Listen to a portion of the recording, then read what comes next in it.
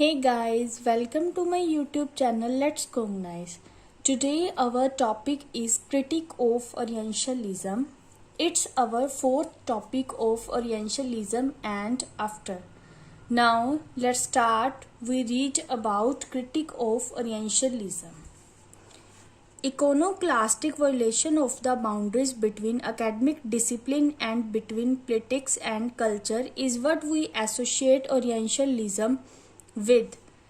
ये जो इकोनोक्लास्टिक violation of boundaries है ये किसके बीच है? एक तो एकेडमिक डिसिप्लिन और पॉलिटिक्स और कल्चर्स के बीच है, जिसे ओरिएंटलिज्म के साथ एसोसिएट किया गया है.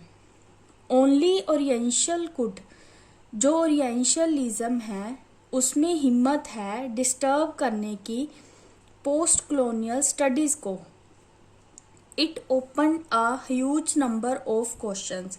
इसमें क्या है, काफ़ी क्वेश्चंस ओपन होते हैं. इन्यूमरेबल स्पेसिस फॉर इंटेरोगेशन, मतलब पूछताछ के भी काफ़ी क्वेश्चंस अराइज होते हैं. That the academic had not ventured into before, इससे पहले जो अकेडमिक है उसने कोई कदम नहीं उठाया है अबाउट इंटेरोगेशन और questions. However, in the last 20 odd years में क्या थी, पब्लिकेशंस ओरिएंटलिज्म चल रही है.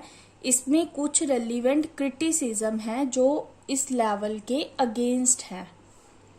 Critics have said the Syed is reinforcing the strength and authority of discourse of Orientalism.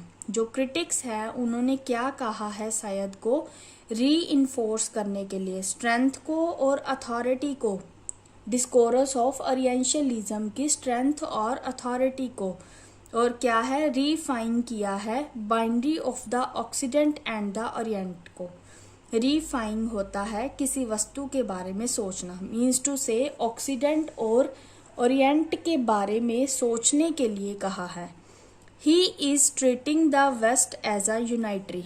उसने किस तरह ट्रीट किया है वेस्ट को? एज अ यूनाइटरी होमोजिनाइज्ड स्पेस, जिसमें क्या है, जो फंक्शन परफॉर्म किए जाते हैं एक कोहेंसिव बॉडी की तरह परफॉर्म किए जाते हैं. Germany, Britain, France, Spain, Portugal and United states of America all act of one will, मतलब एक की इच्छा के अकॉर्डिंग ये जो है स्टेट्स हैं, यूनाइटेड स्टेट्स ऑफ अमेरिका, सभी इकट्ठे काम करते हैं एक ही एक्ट में. This homogenization is not only spatial. Spatial होता है स्थानिक. ये जो होमोजिनाइजेशन है मतलब सेम वर्क करने की, वो स्पाशियल नहीं है. ये क्या है, लौकिक है. इट इज ऑल्सो टेम्पोरल है. Going all the way back to Aeschylus. क्या है स्काइल्स? क्या होता है, ये एक ड्रामाटिस्ट था जो किसको शो करता था, ट्रायोलॉजी को. इसमें क्या है, प्रेजेंट को एक्सटेंड किया गया है. By representing only the apertures of the all powerful west and ignoring the resistance to the discourse of authority by the orient. इसमें क्या है, वेस्ट की सभी पावरफुल, मतलब वेस्ट की पावरफुल को दिखाया गया है और ओरिएंट की डिस्कोरस ऑफ अथॉरिटी को इग्नोर किया गया है. He is actually perpetuating his practice, मतलब इसको परपेचुएट करने की प्रैक्टिस चल रही है, वो कर रहा है शायद. परपेचुएटिंग होता है स्थिर करना, मतलब ओरिएंट की अथॉरिटी को परपेचुएट करना, स्थिर करना. He is depriving the Orient of all agencies representing it as completely submissive and passive. Orient से क्या है, जो भी जितनी भी एजेंसीज वंचित है वो क्या है, कम्प्लीटली सबमिसिव और पैसिव है. Finally by making no attempt to study the ways in which this discourse was received by either the west or the orient, the study of orientalism is deeply flawed. इसमें क्या है, जो डिस्कोरस receive किया गया है वो waste द्वारा भी किया गया है और Orient the study of orientalism is deeply flawed. It perhaps important to remember that Orientalism was written in the late 1970.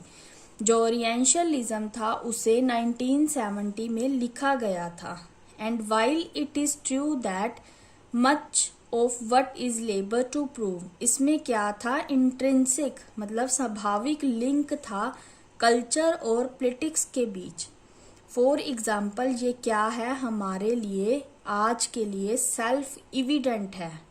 ये क्या है, एक टूल है जिसके द्वारा हम सारी लिटरेरी और नॉन लिटरेरी टेक्स्ट को रीड कर सकते हैं. और क्या है, होस्टाइल रिएक्शन को एग्जीक्यूट कर सकते हैं जिसमें लार्ज नंबर ऑफ अकेडमिशियन है और ओरिएंटलिस्ट है जिन्होंने इसे फर्स्ट पब्लिश किया था. और यह क्या है, काफ़ी मौलिक है, रेडिकल है. Orientalism is still important beginning in the study of process of decolonization. जो Orientalism है ये काफ़ी important है decolonization of process की study करने के लिए. ये था हमारा critic of Orientalism. इसमें क्या दिखाया गया है हमें, एक तो बाउंड्रीज के बारे में बताया गया है, एकेडमिक डिसिप्लिन की, पॉलिटिक्स और कल्चर्स की इकोनोक्लास्टिक वायलेशन ऑफ बाउंड्रीज को दिखाया गया है.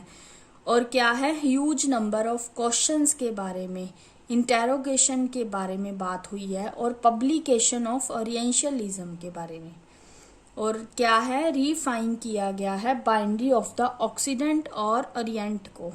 और अमेरिका की यूनाइटेड स्टेट्स ऑफ अमेरिका को क्या बताया गया है, होमोजिनाइजेशन जो इनकी है वो नॉट स्पाशियल है, वो क्या है, टेम्पोरल है. और वेस्ट की पावरफुल को बताया गया है. और ओरिएंट की जो स्टडी है ओरिएंटलिज्म की वो डीपली फ्लॉड है. और इसमें लिंक दिखाया गया है कल्चर और पॉलिटिक्स के बीच में और सेल्फ इविडेंट जो हमारा है आज का.